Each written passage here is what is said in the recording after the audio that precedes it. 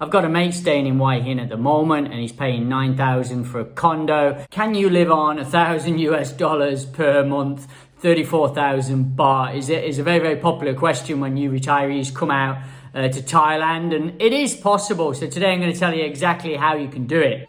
And the best way for me to tell you how to do it would be thinking if I had to do it myself, which, I have had to live on, less money when I first came to Thailand. It was a bit of a struggle when I first came to Thailand. So I have lived on this amount of money before. I've actually lived on less, to be honest with you. So let's get started. And we're going to look at Hua Hin. Actually, we're going to think about if we were retiring in Hua Hin, because that's a very, very popular area, and we'll have a look at around Bangkok at the same time. I took some footage the other day, which is quite interesting.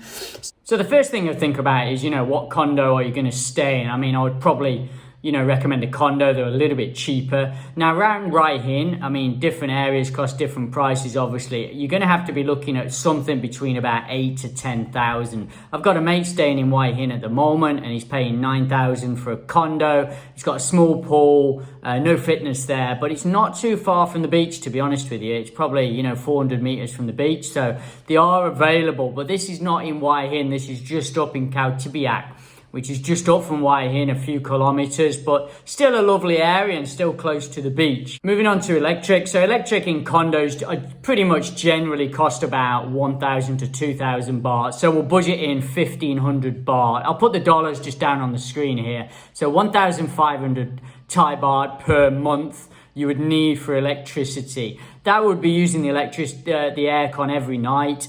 Not all the daytime. If you're going to be running it throughout the whole day, then it's going to be more like 2,500, 3,000. The water bill in the condo, for using your water for shower and the taps, is very, very cheap in Thailand. It shouldn't be anything more than 100 to 200 baht a month, and it probably won't be that, to be honest with you.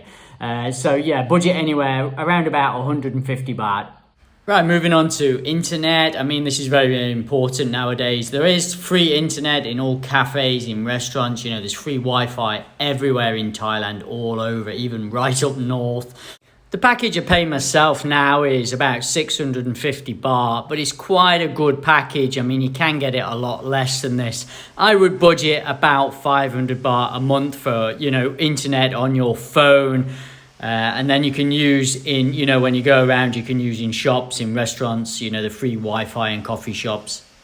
Right, moving on to food, which is probably one of the most important things per month, what you would need. Now, if I was doing this, what I would do is have like 2 cheapo meals per day, and then spend a bit more in the evening and have a nicer meal. So your 2 kind of breakfast and dinner, I would spend 40 baht each. So for that, you can definitely down the back streets, the markets, you can get, good Thai food for this, rice, some kind of rice dish with pork, chicken, vegetables for 40 baht down the back streets.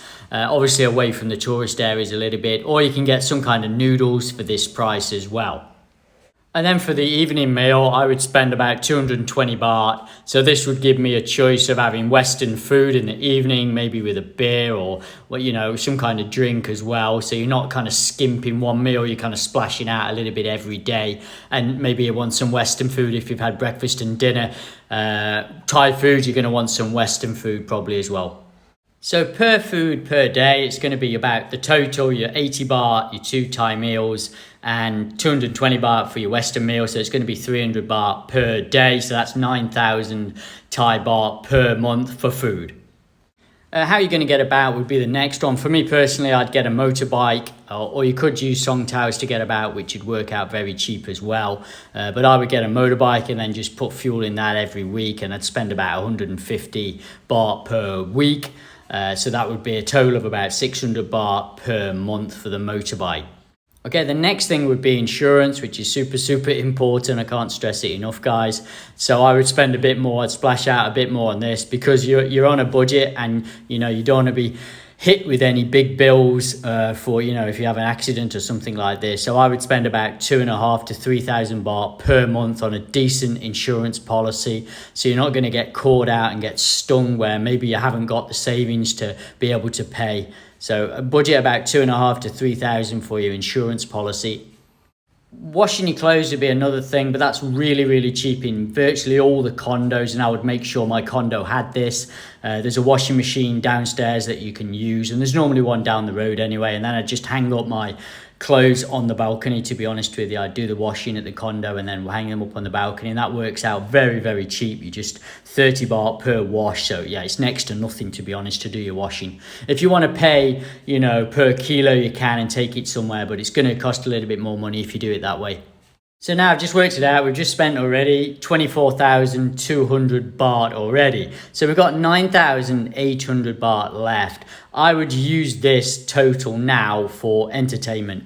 So, you know, or, you know, miscellaneous, some things maybe, you know, you need to buy that you're not aware of, or you've forgotten about, but mainly for entertainment, you know, and everyone's budget for this is going to be different, you know, and that's probably, you know, it's nearly 10,000 for entertainment. So, you know, that's 2,500 baht per week. So maybe a big night out per week, or, you know, maybe a hobby you want to pursue when you're over here that's going to cost so much money. And that kind of thing. So you see, it's totally doable to spend, you know, $1,000 per month in Thailand. Would I want to do it? Probably not. You know, it's not really that much, but, you know, it doesn't leave you much for an emergency, but you can do it. Yeah, you can do it. And I have done it myself in the past when I first came to Thailand. I hope this helped you out, guys, if you're coming to Thailand to retire. Okay, until next time, see you later.